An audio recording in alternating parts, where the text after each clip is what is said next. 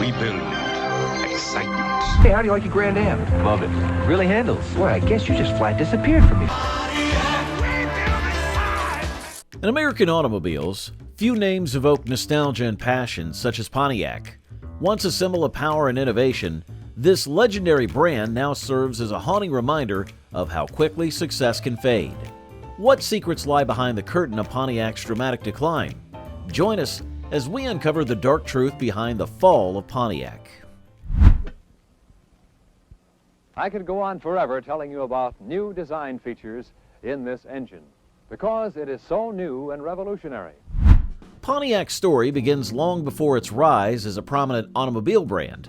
It started in 1893 when Edward M. Murphy founded the Pontiac Buggy Company in Pontiac, Michigan. At the time, the company specialized in horse-drawn carriages, but a visionary businessman, Murphy recognized the impending shift towards motor-powered vehicles. He saw the writing on the wall as the world began to embrace the future of transportation, so he pivoted his business to keep up with the changing times. In 1907, Murphy transitioned from carriages to cars, launching the Oakland Motor Car Company in collaboration with a car designer. Initially, Oakland's cars featured two-cylinder engines, but by 1909, they introduced a more powerful four-cylinder model, quickly gaining traction. That same year, General Motors saw potential in Oakland and acquired the company. Under General Motors' guidance, Oakland continued to evolve, releasing its first six-cylinder engine by 1916. However, it wasn't until a significant event in 1926 that Oakland's companion brand, Pontiac, was born. An available V6 or diesel, Pontiac 6000. Now the excitement really begins. Pontiac debuted with the Series 627, a six-cylinder car positioned as a more affordable alternative to Oakland's models. With its stylish design and accessible price point, the Series 627 became an instant success, quickly outpacing Oakland's sales. By 1928, Pontiac had become the best-selling six-cylinder car in the United States. Its reliability, affordability, and performance made it a favorite among American consumers. Pontiac's growing popularity led to a pivotal moment in 1932 when General Motors discontinued the Oakland brand entirely. In its place, Pontiac emerged as a standalone division within General Motors, embodying the principles of high quality at reasonable prices. In 1933, Pontiac took a bold step forward, pairing its eye-catching designs with the power of a new 8-cylinder engine. This move set the stage for even more exciting options as the brand expanded its range of body styles and engine choices. During this era, Pontiac earned its reputation for delivering sleek, stylish cars that offered great value without straining the wallet. From that point forward, Pontiac was no longer just a companion brand, but a force to be reckoned with in the automotive industry. Catering to a broad audience and solidifying its place in American car culture, the brand's early prominence set the stage for decades of innovation and influence. Now let's explore how Pontiac paved the way for one of the most legendary eras in automotive history. It happens every time. A guy goes out and gets a genuine Tiger, a Pontiac GTO that is, and guess who suddenly loves cats? The 1960s saw a cultural revolution, with Americans questioning the status quo and embracing the thrill of rebellion. In the midst of this, the automotive world was ripe for change. Pontiac, led by the visionary John DeLorean, capitalized on this rebellious spirit to introduce one of the most iconic chapters in automotive history, the muscle car era. In 1964, DeLorean and marketing genius Jim Wangers took Pontiac's mid-size Tempest and transformed it into a high-performance vehicle that would forever change the game, the Pontiac GTO. The idea was simple but audacious. Due to corporate rules, Pontiac couldn't officially install a massive engine into a smaller car, but DeLorean found a clever workaround. By offering a powerful V8 engine as an optional package, akin to choosing air conditioning or a radio, DeLorean and Wangers sidestepped regulations and brought the fire-breathing GTO to life. The name, borrowed from Ferrari's Gran Turismo Omologato, added a touch of European flair and excitement, though the GTO's identity was pure American muscle. Its roaring engine, chrome details, and aggressive hood scoops signaled its intent to dominate the streets. Pontiac Pontiac GTO for 66. 6.5 liters of young Tiger. Priced at just $2,800, the GTO was an instant sensation. Pontiac sold over 32,000 units in its debut year, far exceeding expectations.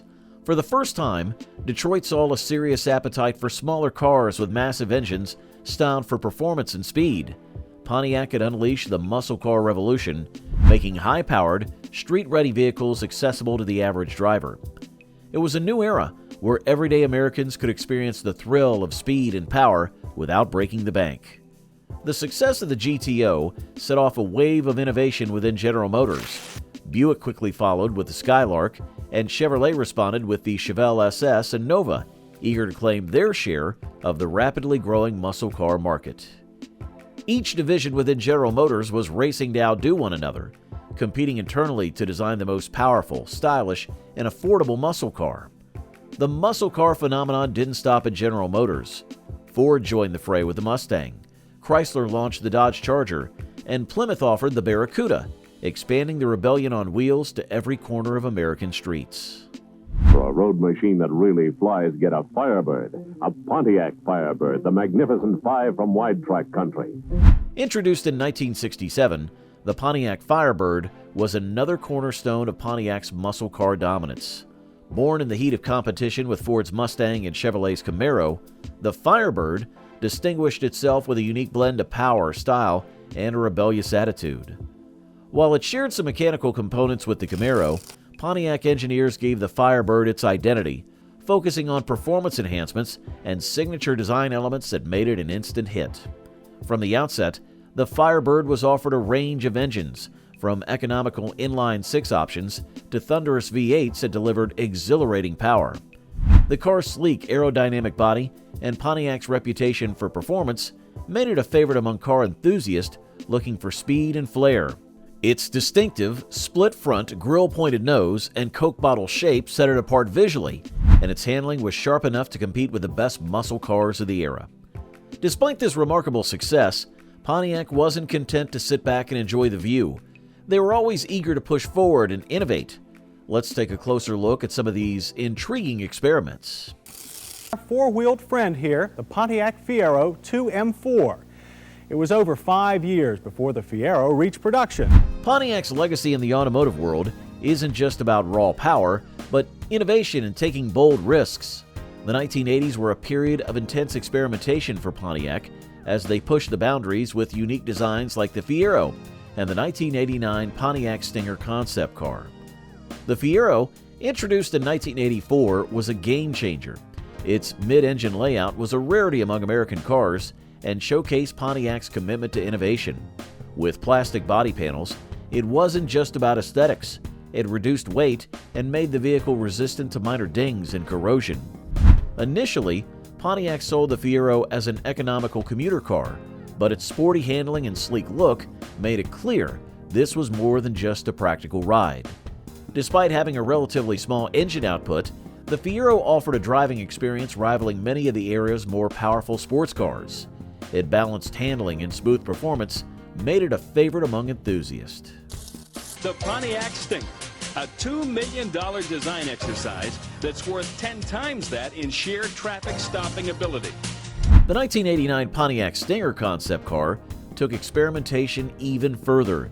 Designed under Chuck Jordan's guidance, the Stinger embodied the youthful spirit of the time. Its open-air design was perfect for the beach-loving, adventure-seeking crowd of the late 80s. With removable roof panels and seats that could be removed as beach chairs, the Stinger wasn't just a car, but a lifestyle accessory. It catered to a growing demand for vehicles that combine fun, utility, and unique personal expression.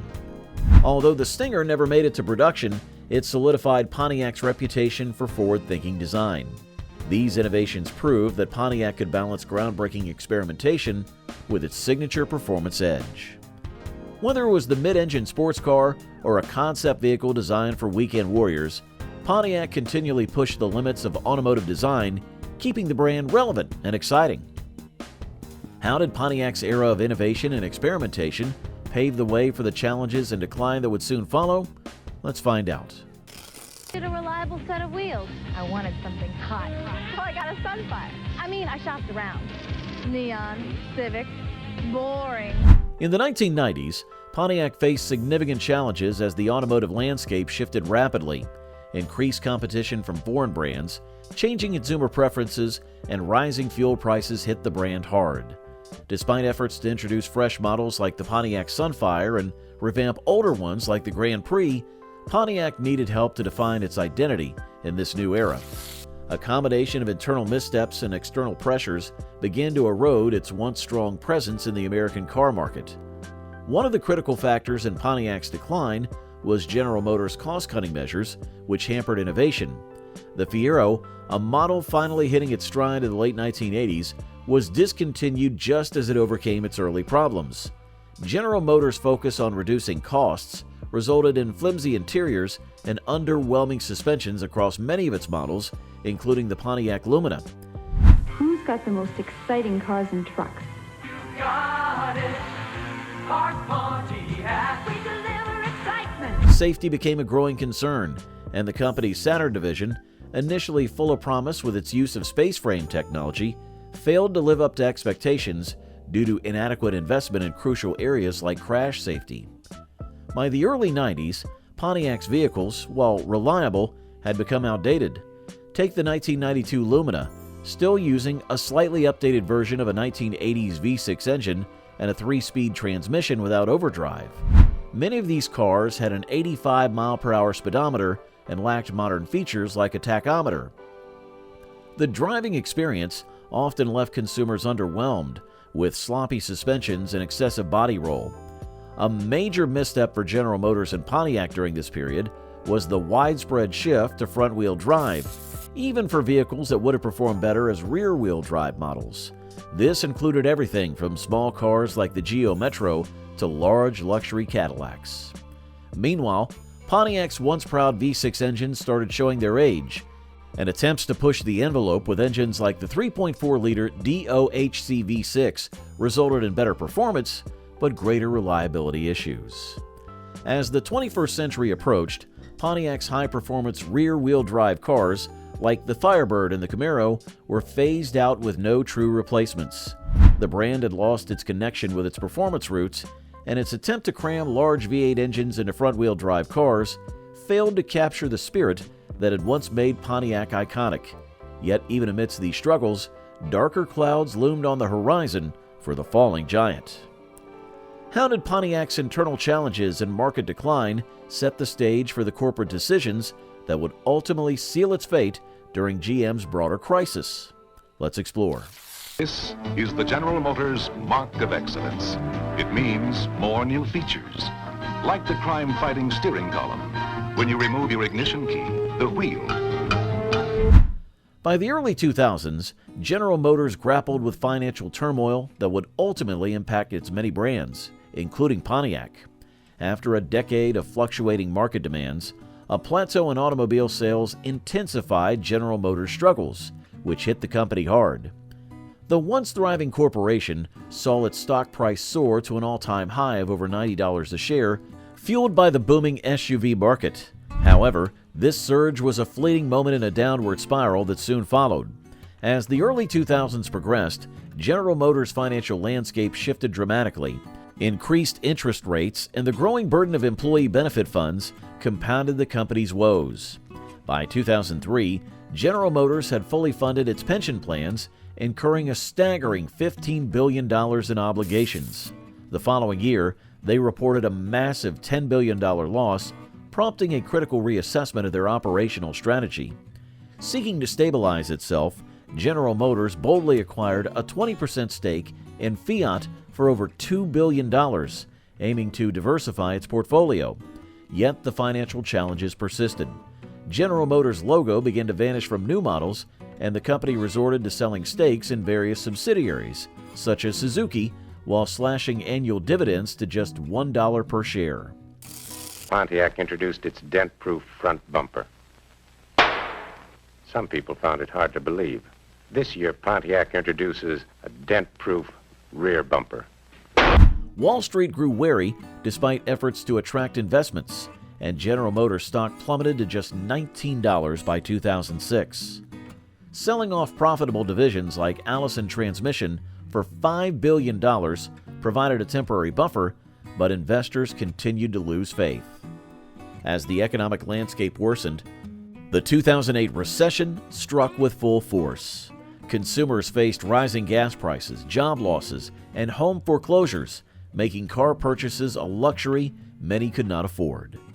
By November of 2008, General Motors warned it would run out of cash by mid-2009 unless significant changes were made, sending its stock spiraling to under $5 a share. Desperation led GM to turn to the U.S. government for help, but the Senate Banking Committee rejected initial plans. By the end of 2008, General Motors faced an unfathomable $30 billion loss and more than $90 billion in debt. This dire situation culminated in the company's declaration of Chapter 11 bankruptcy, a decision that sealed Pontiac's fate.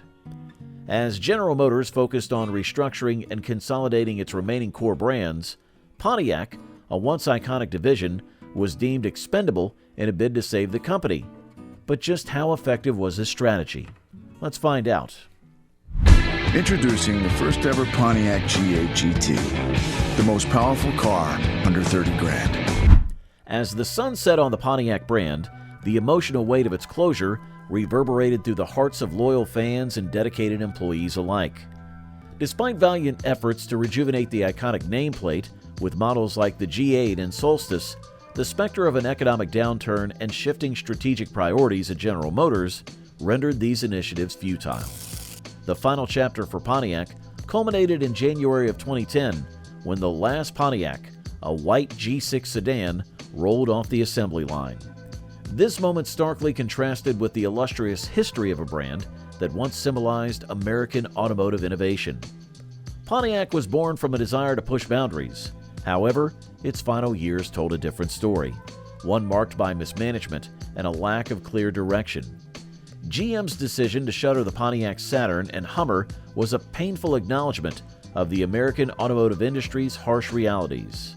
Pontiac's attempts to recapture the magic of its heyday through the revival of the GTO and the spirited Solstice Roadster were met with tepid consumer interest. That Pontiac looks good on you. Well, you're looking pretty good yourself. Move it, Buster. Get out of here.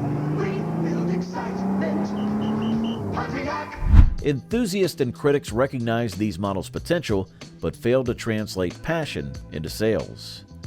The last Pontiac, a fleet order G6, rolled off the line with no ceremony or journalist in attendance, just an echoing silence, mirroring the end of an era. The loss was particularly poignant for those who had dedicated their careers to the brand. Employees at the assembly plants and dealerships felt the impact deeply. Pontiac was not just a job, but a way of life. Many had grown up with the brand, and its closure felt like losing a part of their identity. The camaraderie built among workers and the pride of being part of a legacy was suddenly stripped away. As word spread about Pontiac's demise, fans of the brand took to social media and forums to share their memories and feelings of loss. Stories of late-night joyrides in a GTO or the thrill of owning a Solstice were recounted with nostalgia and sadness. For many, Pontiac represented more than just cars.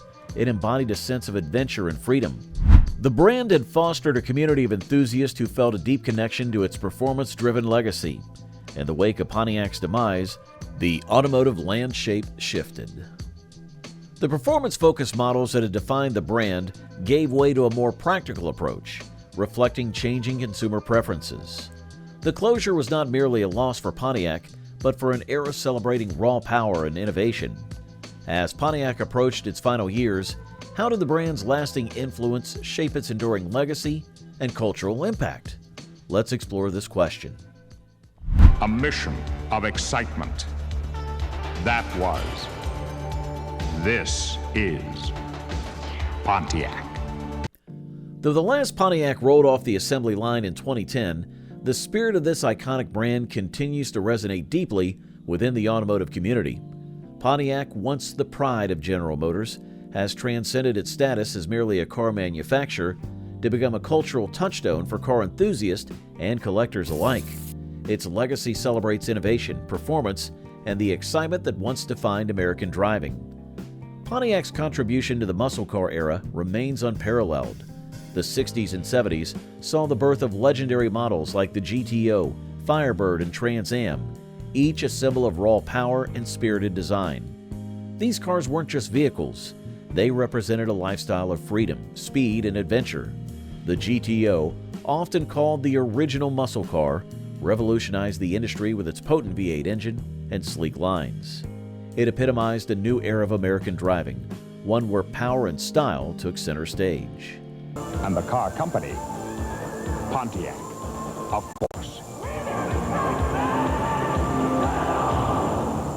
Pontiac's cultural impact extends beyond its impressive lineup.